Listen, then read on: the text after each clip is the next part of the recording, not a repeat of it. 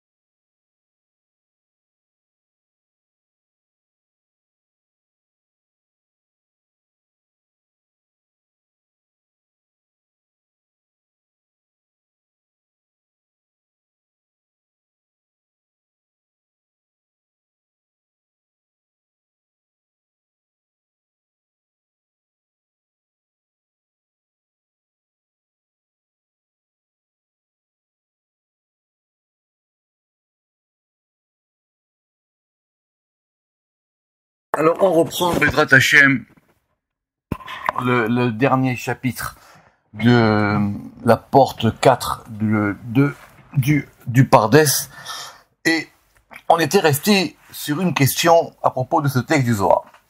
Le Zohar, il dit effectivement, comme elle a dit, que la substance, la Hatzmut, quand elle va se déployer dans toutes les sphirotes et dans tous les noms, de même que l'âme elle se déploie dans le corps, on peut pas penser, Chas Shalom, qu'il y a un endroit où elle se déploie pas.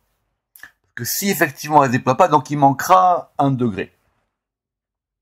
David Achi, parce que si il en était ainsi, ça veut dire qu'il y aurait un degré qui serait déficient. Or ça c'est pas possible. Et à plus forte raison pour le maître du monde, puisqu'effectivement la substance du Ensof, elle va se déployer dans toutes les sphirotes. Alors là, qui dit que ça pose une difficulté. Ce que le Zohar dit ici. Vekaché. She'arei bekama mekomot me'azohar mashma. Parce qu'il ressort de façon claire de nombreux passages du Zohar. Keshemistalek ashgachato me'amidot. Ha'olam aved vekale kerega. Que quand va s'enlever cette providence, cette ashgacha, cette surveillance, cet épanchement dans une va s'enlever cette providence, alors, comme il n'y a plus rien, le monde disparaît. Si on enlève la vitalité d'une chose, la chose, elle disparaît. Ou les filles des varav. Donc, alors c'est quoi la difficulté? Donc, il ressort du Zohar qu'effectivement, il y a cette possibilité-là. Mais d'après le texte du Zohar qu'on a devant nous, où les filles des varav, are be'et, istalko, ou chaser shiltunate. Après le texte du Zohar qu'on a devant nous, si il y a cette chose qui se retire, c'est considéré comme effectivement son règne est déficient. Puisque le règne divin, c'est que ça se propage partout. Ve'en lomar qu'il est chaser shiltunate.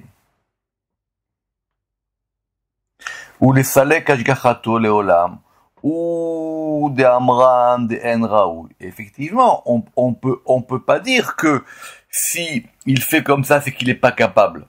Non, évidemment que ça peut se répandre partout. Aval les ficha, efshar shu misalek ashgachato. Mais il est quand même possible de considérer que à des moments donnés, cette émanation, cet épanchement se retire. Et ça manque pas les exemples, quand on a vu effectivement dans la destruction du temple, quand on a vu dans le cours qu'on a fait récemment sur l'épidémie, ou même Edil Arizal dit, c'est que ce sont des degrés du nom divin qui se sont retirés. Donc, c'est possible. Mishum, deimken sof sof, are ba'et ou yechouyav chisaron chalila. Parce que s'il se retire, alors ça veut dire qu'effectivement il y a un manque. Chez Are. כשסילק השגחתו מהמלכות מפני שהיא פעולת דין, אם כן הרי לא יקרא מלך. Et l'exemple le plus simple, c'est en ce qui concerne la royauté. La royauté divine, on voit bien que elle n'est pas tout le temps présente. C'est marqué dans la Gemara que quand on fait le schéma Israël, quand on dit le mot Hashem Elokeinu Hashem Echad, Echad c'est 4, Dalet ça vaut 4, et que donc on doit penser au fait qu'on veut que Dieu il étende sa royauté sur les 4 coins du monde. Donc il y a bien des moments où ça se fait pas, ou même, comme il dit le Ramak ici, que quand la Malchut, la royauté, elle va devenir de plus en plus rigoureuse, c'est-à-dire qu'il y a de plus en plus de din. Alors effectivement, on pourra dire qu'il y a un degré qui manque. Venimsa, Elokut, Chaser, qui vient Malchut. Et donc du coup, on pourrait penser, Chavé Shalom, que la divinité, ce degré de la Malchut, lui manque, ce degré de la royauté, et soit un degré déficient. On va te dire non, c'est toujours partout de la même manière. Vézé, Enoraoui. Chez En Lanu Shinui. Il dit ça, c'est pas possible de penser comme ça. Chez En Lo Shinui, Velo Tosefet, Velo Giron, parce qu'effectivement, de son point de vue à lui, il n'y a ni changement, ni ajout, ni retranchement. Bekilouyav, dans ses appellations, Bemidotav, dans les séphirotes. Et la raison pour laquelle on peut pas ni enlever, ni retirer, elle vient du Sefer Yetzira. Parce que dans le Sefer Yetzira, quand on a fait le compte des séphirotes, on a dit Eser Velotesha. Il y a 10 séphiras, et il n'y en a pas 9. On ne peut pas se retrouver dans un compte de 9. Donc, c'est pas possible qu'il y a une séphira qui soit manquante. Eser velo echad eser, et 10 c'est pas 11. Ou mise atam asur lanu leosif alas muto asfirot. Et donc, d'après ça, il est interdit pour nous de rajouter velo ligroa, ni de soustraire, mais des séphirotes, mipne shehem ivret muna, parce que les séphirotes, elles sont les membres de l'image supérieure, de l'image d'en haut. C'est toujours un principe de 10, il y a toujours 10. On ne peut pas faire moins que 10 ou plus que 10. Et donc, ubeto sefet evarim. Donc, puisque les séphirotes, elles correspondent aux membres, comme les membres du corps, elles correspondent aux membres de l'image supérieure. Si on rajoute des membres, nimsa mosif al nishmatan, c'est comme si on rajoutait quelque chose à l'âme des séphirotes, puisque les séphirotes, elles sont alimentées par une âme. On avait dit que ça s'appelait l'âme des âmes. Vechen, kasher yarser echad me'en chalila vechaz. Et à plus forte raison, quand on va en enlever un, on peut pas dire qu'il y a un endroit où ça manque, ni un endroit en plus. Et la vadaï ze enotirut. Mais il dit c'est pas la bonne manière pour répondre à cette question. Et la bonne manière pour répondre à cette question, elle va se trouver plus loin dans le Pardes.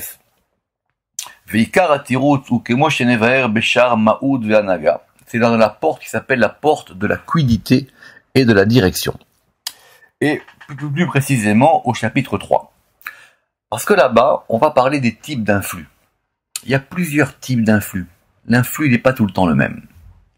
Mais l'influx numéro 1, Arishon, ou Atmidi, il y a 3 types d'influx. Mais il y a un influx simple, le premier influx, qui est un influx permanent. Cette lumière du Ensof, elle diffuse de façon permanente. Asher lo yirsar velo yadif. Et d'une manière qui est continue, dans laquelle il n'y a pas de changement ni de variation. Et c'est quoi? Vewatzmut amit pachet. Et c'est donc sa substance qui se déploie. Qui, sheu mechayet amida, qui va donner la vitalité à chacune des séphirotes. Qui afilu titlabesh amida i bedin chazak leolam lo yirsar. Parce que même si cette séphira, elle va avoir un renforcement de din, de rigueur, de toutes les manières, son influx permanent ne disparaît pas. Pourquoi? Pour des raisons simples. c'est que si elle n'avait pas cet influx, la séphira disparaîtrait, chas shalom. Sheim loken, afilu badin lo haïta pour elle. Parce que même si tu me dis que maintenant ça agit par rapport au din, mais donc ça veut dire qu'elle reçoit quelque chose.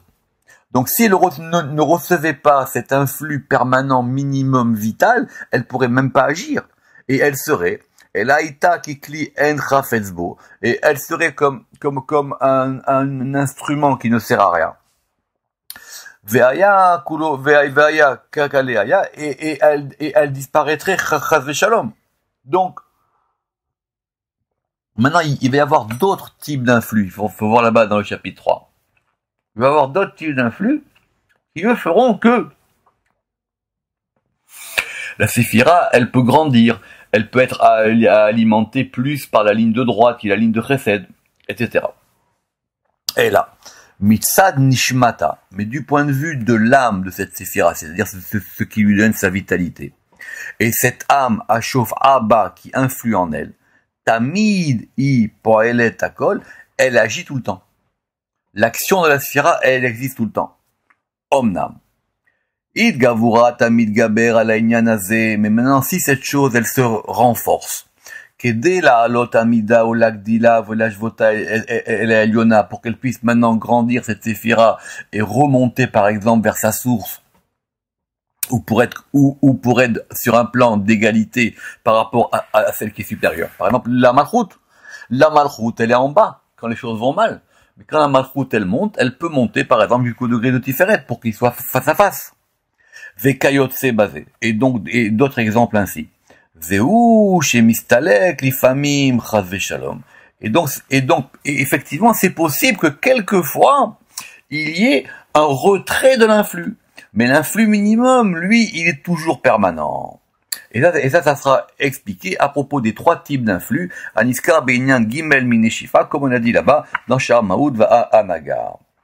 Ma shen ken bamidot, yesh mida shemitpashet Torah ad makom peloni. Ce qui n'est pas le même cas que, par exemple, les séphirotes, des fois, elles vont s'étendre jusqu'à un certain degré. Et elles vont pas atteindre un degré plus grand. Autrement dit, elles vont avoir une configuration minimale ou une configuration élargie. Par exemple, la Merkava, le chariot céleste, des fois, il est considéré Merubaat, Veyesh Merkava Beshuleshet. Des fois, il est fait sur un mode de 4, comme par exemple dans le chariot d'Ézéchiel, et des fois, il est fait sur un mode de 3. Des fois, on peut avoir un chariot avec 3 éléments, et des fois, on peut avoir un chariot avec 4 éléments. C'est expliqué par exemple dans le Midrash. C'est que normalement, la configuration minimale, c'est 3. Abraham, Yitzhak et Yaakov. Et le roi David, il a dit, moi, je veux que le chariot, il ait un 4e pied, qui soit le degré de la malchoute. Aval ve'ensof, lavachi, et la vechol. Mais en ce qui concerne le ensof, ce n'est pas du tout pareil. Parce que lui, il est partout, tout le temps, comme on a expliqué. Alors, maintenant, on revient sur la considération des noms. Donc, les noms, on a dit que ce sont des équivalents partiels ou totaux aux séphirotes. C'est un sujet compliqué qu'il faut voir dans Shar HaShemot. Pourquoi? Et donc, il est appelé par tous les noms, par tous ces noms-là, donc les noms divins. Mais parce que tous ces noms puisent leur vitalité et leur âme de lui. Et s'il n'y a pas cette vitalité, sans lui, ils n'ont aucun intérêt, ce sont des noms vides.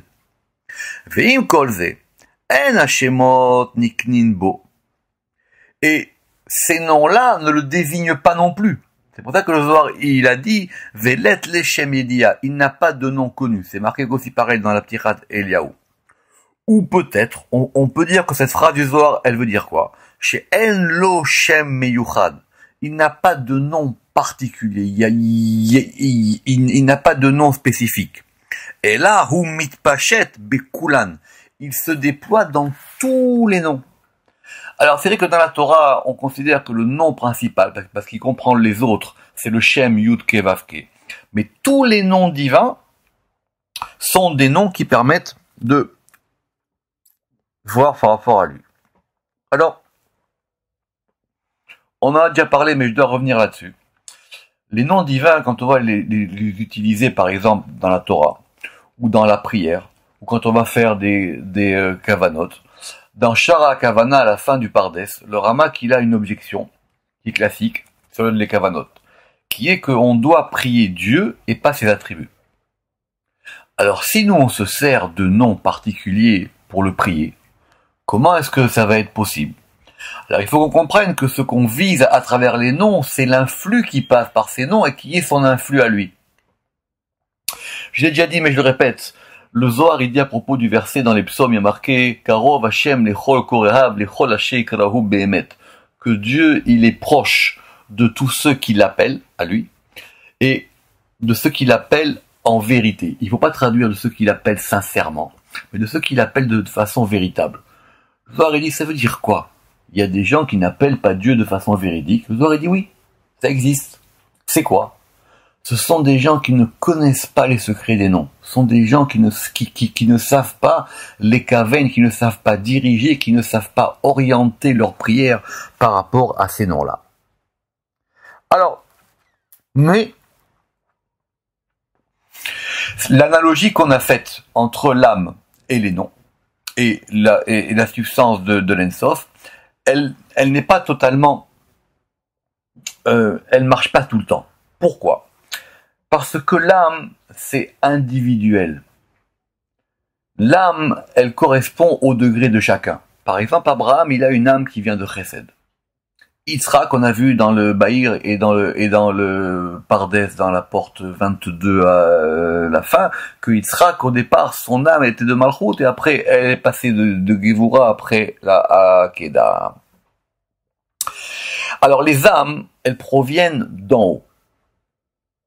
Et maintenant, on a dit, Akavana el aneshama, she'ena shava el ensof chalia vechat. Donc du coup, c'est l'une des raisons pour lesquelles on ne peut pas comparer l'âme avec le ensof. On a dit que d'autres raisons, par exemple, c'était aussi que l'âme, elle est créée, alors que le ensof, évidemment, qu'il n'est pas créé. Qu'il est ma'ala. Pourquoi? Parce que on a vu que en haut, donc l'âme, dans son principe supérieur, yesh neshama shenochelet yesh olamot. Il y a des âmes qui vont hériter de 310 mondes.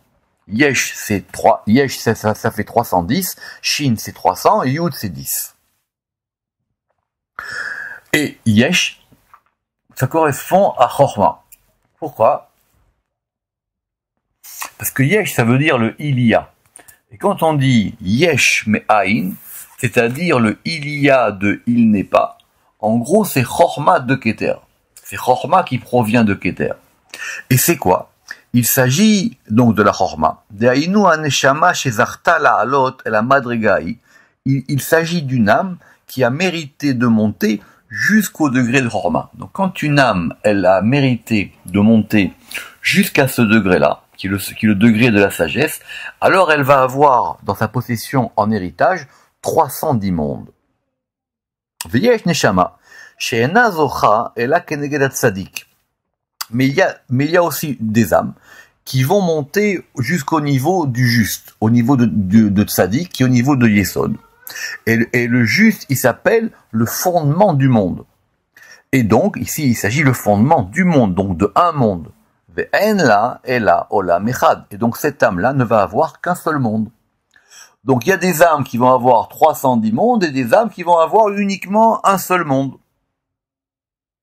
Aïnou, Besod, Klalut Amidot. Pourquoi? Parce que ce degré de Yesod, c'est un degré, le degré du fondement, c'est un degré qui comprend la totalité des séphirotes, puisque tout passe par le Yesod. Le Yesod, c'est un peu le récepteur de toutes les séphirotes. Ça c'est expliqué dans Sharmaout Ve'a Naga. Qui, Be'erer kol echad ve'echad, mechalek Klalut Yesod yesh, el aneshama, yesh Klalut Bechinot. Et quand l'âme, elle est à ce degré-là de Yesod, alors elle va redistribuer ces 310 degrés. Ces 310 degrés. Et donc, du coup, il y a toujours 310, mais ça dépend comment est-ce que ces 310 sont distribués. En tout cas, c'est comme ça que je comprends ici. Mais en ce qui concerne le Ensof, on peut pas dire qu'il est limité à un nombre de mondes. On peut pas dire qu'il y a tant de mondes ou pas tant de mondes. Les mondes, ils sont en nombre indéterminé, ils sont en nombre infini. Et d'ailleurs, quand on va parler des noms, puisque c'est maintenant ici le sujet qu'on va aborder, le nom, par exemple, Adni, le nom Adni, Adni ça veut dire quoi? Adni ça veut dire que c'est le maître. C'est lui le patron. Pirouche Adon lechol hametziut olamot. C'est lui le patron de l'existence de tous les mondes. Ad Ensof, jusqu'à l'infini. Veze or shemadut. Et c'est ça que nous indique le nom Adni. Et donc chaque nom va nous indiquer quelque chose. Et par exemple, maintenant prenons le nom de 4 lettres. C'est-à-dire le tétragramme Yudke Vavke. Beshem ben Dalet. More al Shehu Kodem Kolavaya. Il indique, parce que le Shem Yudke Vavke, il indique le fait d'être. C'est le verbe être. On verra plus tard, Ove au présent, je suis, Yiye il sera, Aya il était. Et donc c'est un nom qui indique la modalité de l'être. C'est pour ça que cette notion d'être, il faut la manipuler avec précaution. Et qu'on peut pas traduire comme ça aussi simplement que l'être, parce que l'être c'est ce qui est. Donc une chose qui est, elle peut ne plus être. Qu'on va voir maintenant. Pirouche. Et donc ce nom de 4 lettres, il indique que le créateur, il est la possibilité de tout être, mais il est avant et après tout être. Pirouche. Parce que c'est lui la cause qui est avant l'existence de toute chose. De la même manière que la cause est toujours antérieure à l'effet. Et le Zohar continue. Et il est aussi à l'intérieur de chaque être. De chaque être dans le sens de chaque chose qui est. Ou Sibat Kolavaya, et donc il est la cause de chaque être. Vekiyuma, et c'est lui qui maintient chaque être. Vechiyuta, et c'est lui qui le fait vivre. Vezulato en la metziut, et cet être-là, s'il n'a pas ce degré-là, il peut pas vivre. Vehu nishmat avayot vekiyuman, et donc lui, il est, donc cette substance du Ensof qui se déploie dans les noms, c'est ça l'âme des êtres et de leur maintien. Mais il est aussi après tout être. Par exemple, c'est-à-dire que lorsque l'homme il va mourir, lorsqu'il va ramener l'âme et l'esprit vers lui, qui ramène ça vers lui, donc il n'y a plus d'être, l'âme elle se sépare du corps, donc il est après tout élément de l'être.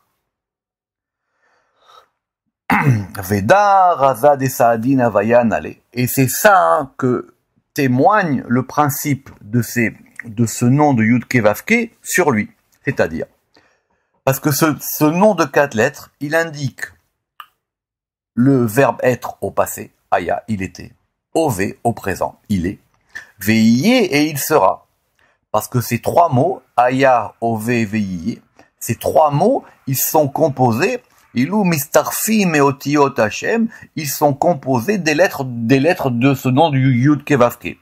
Et c'est ça le secret, Vezeu Sod, Ben Yud Bet, et c'est ça le secret du nom de 12 lettres. Il y a un nom de 12 lettres qui est composé avec ces Yud Kevavke, Yud Bet Ametsurav, et qui sera expliqué dans la porte des détails des noms, Bechar Prate Hashemot, au chapitre 9. Alors, maintenant passons à un autre nom, qui est le nom El. Le nom El, il témoigne de quoi? Il indique quoi? Le nom El, Aïdou chez la Shon El ou la Shon Kohar Vechozak. El, ça indique grammaticalement une puissance, une force, quelque chose qui a une consistance. Par exemple, ça marque pas dans le Tanakh, c'est marqué dans Ézéchiel, Ve'et Ele Ares Lakar, il a pris les puissants de la terre. Ele. Aleph, Yud, Lamed, Yud. Vechen, ou par exemple c'est marqué Tzidkatecha Keareel. Ta justice, elle est comme les montagnes puissantes. Donc on voit bien qu'ici, que ce nom de El, bien que ce soit un nom divin, il indique aussi la puissance. Et de nombreux exemples dans la Torah où on voit que ce nom El, il indique ce degré de puissance. Après, on a le nom Elohim. Elohim, ça témoigne que il a tous les pouvoirs. Parce que ce nom de Elohim dans la Torah, il peut désigner aussi quelqu'un qui a un pouvoir important. Même jusqu'à un pouvoir de vie ou de mort, comme par exemple un juge ou un roi. Et ce nom de Elohim, il est, d'après le Zohar, le pluriel du nom Eloha. El, c'est un nom singulier, et au pluriel, il fait Elim. Et Eloha, c'est le nom singulier qui va donner Elohim au pluriel. Ce nom Eloha, c'est un nom très compliqué. Aleph, Lamed, Vav, He, qui sert dans les Kavanot, par exemple, à Tikkun Chatzot. Il est évoqué aussi, d'après le Zohar, à propos de la Brit Mila, ou Mibessari et Chazé Eloha. Et donc, quand il est au pluriel, il se transforme et il devient le nom Elohim. Et donc, Nikra Elohim, Shiu Karov, le Lachon Rabim, parce qu'il indique de nombreuses puissances, il indique de nombreux pouvoirs. Vezeu, Shidigdek Beshono, Beomro, Diu, Elokim, Velok Elohim. Et c'est pour ça qu'on pourra dire qu'il est le Elohim et le El d'Elohim. Littéralement, on dit qu'il est le Dieu de tous les dieux, ou en tout cas, il est le Dieu au-dessus de toutes les puissances. Il a en lui toutes les puissances, même il est au-dessus de toute puissance. Après, on a le nom de Tsebaot. Le nom de Tsebaot, c'est pas compliqué, c'est comme son nom l'indique, ça indique l'armée. Ça veut dire les armées au pluriel. Par exemple, Pirouche, qui unikra Tsebaot, mipnu shiusar al kol Tsebaot. Ça veut dire parce qu'il est, lui, le général ou le prince ou le dirigeant de toutes les armées. Et donc, il peut les utiliser selon sa volonté, la Asot Baem Kirsono, pour pouvoir faire comme il veut. Comme on l'a vu dans le verset de Daniel plus haut. Après, on a le Shem Shaddai. Le Shem Shaddai, il a dit, Pirouche, Moré, Shamar, Olam Dai. C'est marqué dans le Talmud que le nom Shaddai, c'est un nom qui a été utilisé dans la création quand il a dit que ce nom Shaddai, ça serait la contraction d'une phrase qui dit Shamar le Olamo Dai, Shin, Shamar le Olamo Lamed Dai. Shamar le Olamo, le Shin, ça veut dire qu'il a dit à son monde, c'est qu'il a dit à son monde Dai. Dai, ça veut pas dire exactement stop. Dai, ça veut dire qu'il a donné une limite, il a délimité les choses. Le Ramak, il dira que Dai, ça veut dire c'est le fait qu'une chose, elle soit suffisante. Il a donné une suffisance au monde. Et c'est quoi cette suffisance? Dans le nom de Dai, dans la Gemara là-bas, c'est qu'il, par exemple, il a établi la distance qui est entre le ciel et la terre. Dehainu. Et donc, c'est quoi? C'est-à-dire que, par exemple, ça veut dire quoi? Chez Amar le Olam Dai, qu'il a dit au monde, il a donné une limite, Dainu, Olam Ataron, c'est-à-dire c'est le monde inférieur, le nôtre, qui correspond à la terre, qui correspond au fondement de la terre, parce qu'il y a 4 fondements, évidemment, ça vous le savez. Il y a le fondement Eretz, il y a le fondement de Esh, de feu, il y a le fondement d'eau, Maïm, et il y a le fondement du vent, Rouar. Et donc, de même, il a délimité chacun des 4 fondements.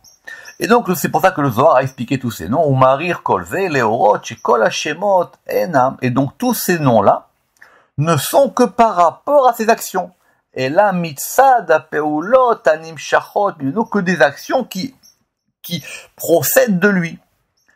Mais pourquoi? Uniquement pour le but des Letzorer, uniquement pour le but de la création et des créatures. C'est pour l'utilité que tsarir, ça veut dire c'est pour le besoin des actions de la création et des créatures. Mais du point de vue de l'aspect de sa substance à lui, il n'a aucunement besoin d'aucun nom. Et il n'a en lui aucun nom, même parmi les noms saints, mais chez Motakodesh, et à plus forte raison, Kinouin, et à plus forte raison, par exemple, pour les appellations. Pourquoi? Parce que les appellations, ça c'est clair que les appellations, elles indiquent quoi? Shem mamash morim al pe'ulot, elles indiquent vraiment des actions, comme on a expliqué. Voilà, fin d'explication de ce texte du Zohar. Atkan, Yadatinu, voilà jusqu'où, donc le Ramak dit, voilà jusqu'où nous sommes parvenus dans l'explication de ce texte-là, Bedrouche Azé à Nermad, Kefi Anishpa Alenu Minashamayim, tel que cela nous a été influé depuis les cieux. Parce qu'effectivement, pour pouvoir développer des choses comme ça, le Ramak qui dit, j'ai reçu ça d'en haut.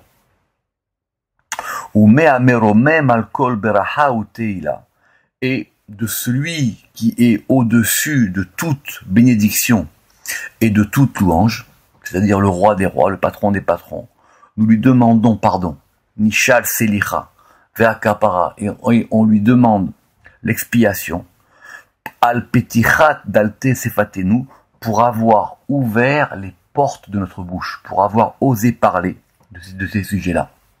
Qui, parce que, à Kol Irvodo, Velirvot Shemo, parce que tout ce que nous avons fait, c'est pour son honneur à lui et pour l'honneur de son nom. Donc voilà, fin de cette explication, fin de ce chapitre, fin de cette porte. Venir là la charave. Donc cette porte maintenant est terminée. Et ve'achare asher atko azarnu Hashem, et jusqu'à et après que Dieu nous ait aidés d'être parvenus jusqu'à la fin de cette étude-là. Nosim anachnu el shara seder asilut, on va maintenant étudier la prochaine porte, qui est la 5e porte, qui va elle nous parler du seder, de l'ordre, de l'organisation de la Hatzilut, de l'émanation. Baruch Adonai Leolam. Amen ve Amen.